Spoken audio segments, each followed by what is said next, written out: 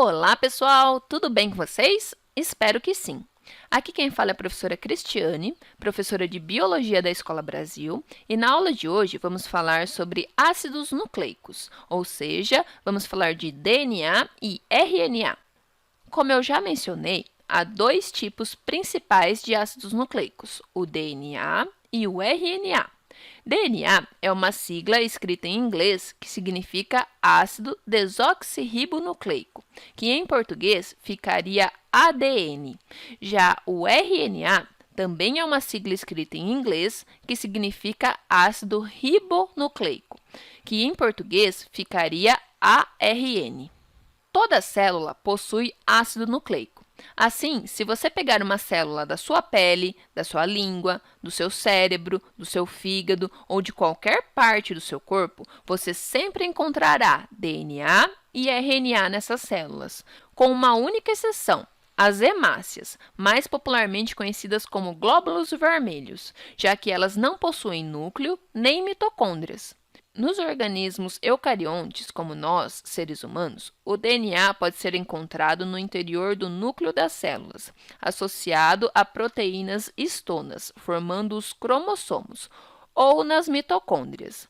Já nas plantas, além do núcleo e das mitocôndrias, podemos encontrar DNA no interior dos cloroplastos também.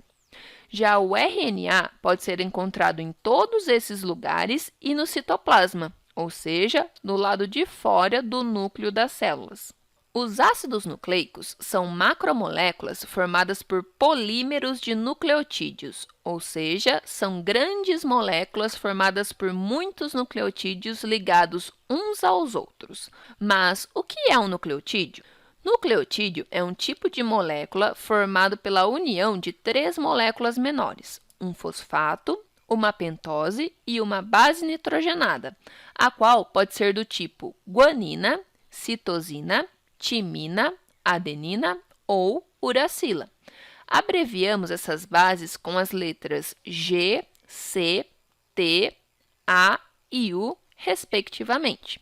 Normalmente, nos desenhos de DNA ou RNA, representamos o fosfato com um círculo, a pentose com um pentágono e a base nitrogenada com uma estrutura parecida com um retângulo, para ficar mais fácil de desenhar. A molécula de DNA geralmente é formada por uma dupla fita de nucleotídeos que se liga uma a outra por pontes de hidrogênio formadas entre as bases nitrogenadas das duas fitas, o que faz com que ela tenha um formato espiralado, lembrando uma escada em espiral. Nessa escada, o fosfato e a pentose formam o corrimão, enquanto que as bases nitrogenadas formam os degraus. Como no DNA, uma base está sempre ligada a outra base da fita correspondente, é muito comum encontrarmos os termos pares de bases ou pares de nucleotídeos nos textos e exercícios de vestibular. Preste muita atenção quando você vir essa expressão, pois par de base significa duas bases, ok? Uma de cada fita do DNA. Muitas vezes os alunos não prestam atenção nisso e acabam errando na hora de fazer as contas no final. Você consegue desenhar uma escada em espiral? Nem eu. Por isso, é muito comum representarmos o DNA na forma de uma escada normal, não espiralada, principalmente quando queremos dar destaque às bases nitrogenadas ou aos nucleotídeos. Nessa ligação entre uma fita e a outra do DNA, as bases não se ligam ao acaso, existe uma ordem. A base adenina só se liga à timina e a base citosina só se liga à guanina.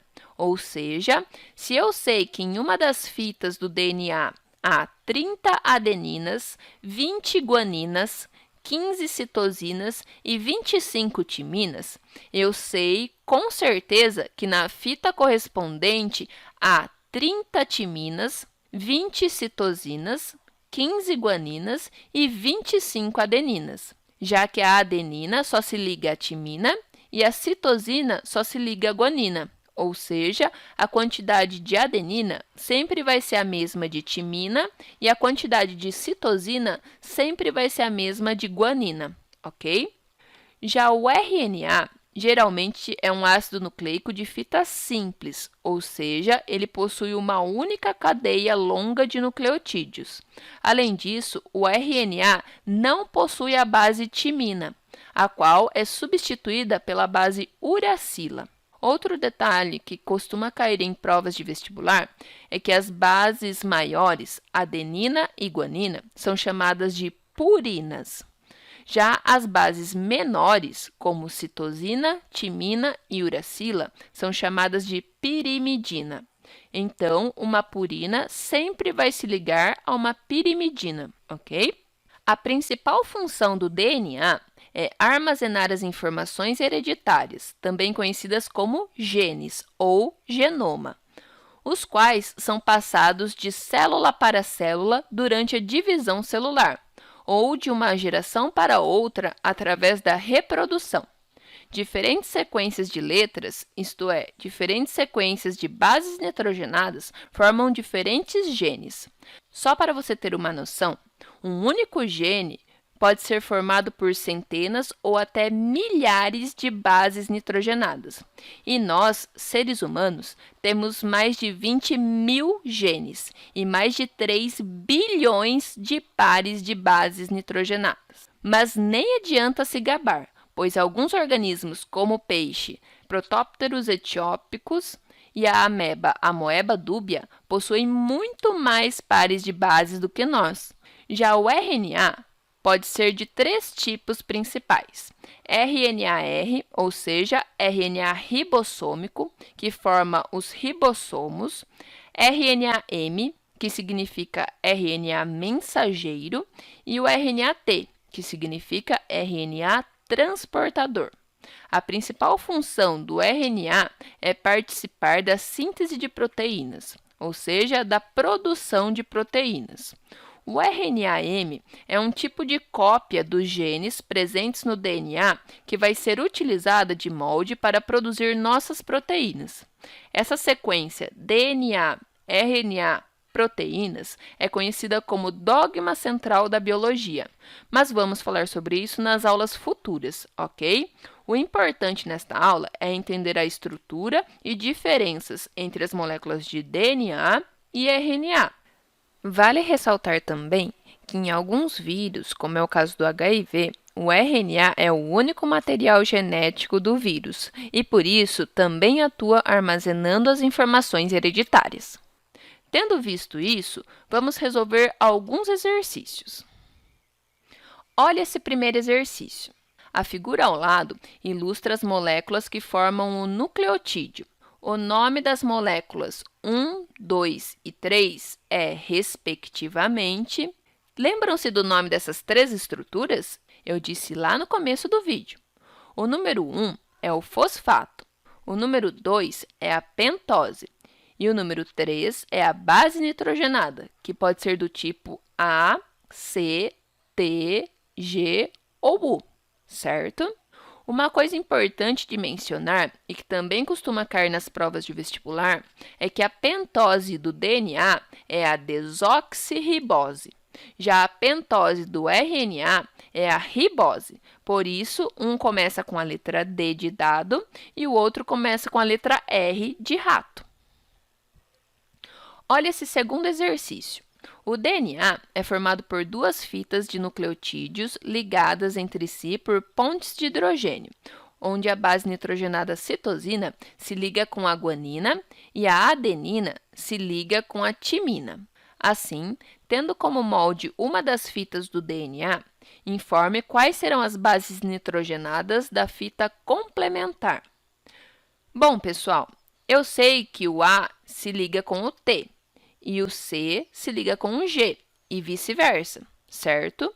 Então, a sequência correta para preencher a fita correspondente ficaria T, G, G, C, T, A, G, C, T e A, ok? Olha esse último exercício.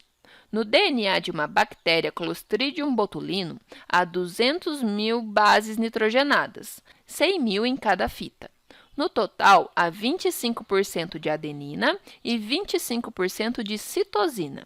A partir disto, diga quantas, em porcentagem e em número total, bases de timina e guanina há neste DNA. Pessoal, primeiramente, veja que o exercício quer saber o valor em porcentagem e em número total, ok? Então, vamos responder. Nós vimos que em uma molécula de DNA, a quantidade de adenina e timina são iguais, já que elas sempre se ligam umas às outras. O mesmo ocorre entre as bases citosina e guanina, certo? Então, se eu sei que esse DNA tem 25% de adenina e 25% de citosina, automaticamente eu sei que esse DNA também tem 25% de timina e 25% de guanina, ok? Agora, em número total. Esse DNA tem 200.000 bases nitrogenadas. E eu sei que 25% desse total é guanina e 25% é timina, certo? Aí é só fazer a conta de porcentagem. 25% de 200.000 é igual a 50.000, ok?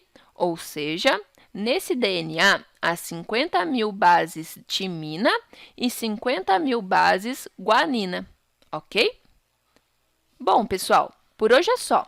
Se tiver qualquer dúvida sobre esse assunto, fique à vontade para me mandar mensagem, ok? Muito obrigada por ter assistido e tchau, tchau!